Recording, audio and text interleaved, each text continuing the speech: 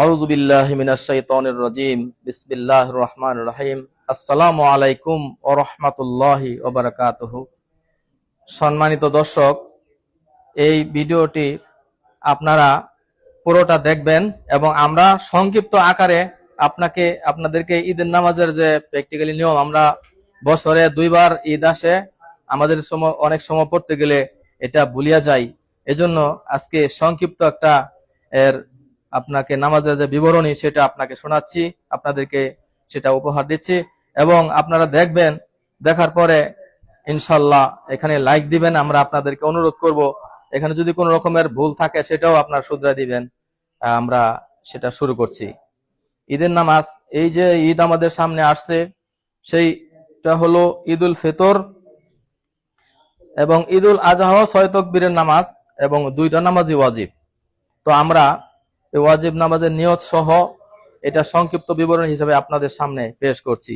আমাদের প্রবাসী ভাইরা আছেন, অনেক ভাইরা অনেক দেশে, বিশ্বের আনাচে কানাচে আগামীকালকে ঈদুল ফিতর উদযাপিত হবে এবং আমাদের বাংলাদেশে হয়তো আগামী শনিবারে হবে। তাই আমরা সেই ভিডিওটি আপনাকে সেই জিনিসটা দেখাচ্ছি, কিভাবে ঈদের নামাজটা পড়তে হবে। কারণ হলো আমরা এটা ভুলে যাই, আমাদের স্মরণ থাকে না। তাই আমি সেই নিয়ত সহ এবং সেটা সংক্ষিপ্ত আকারে আপনাকে দেখাচ্ছি।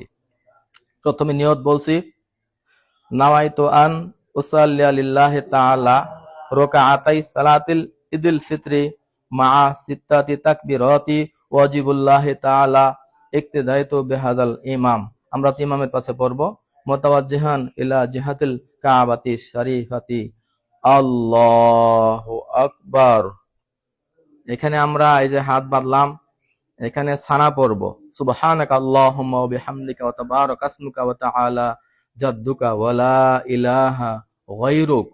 এবার হাত ছেড়ে দেব, আল্লাহু আকবার, আল্লাহু আকবার, আল্লাহু আকবার।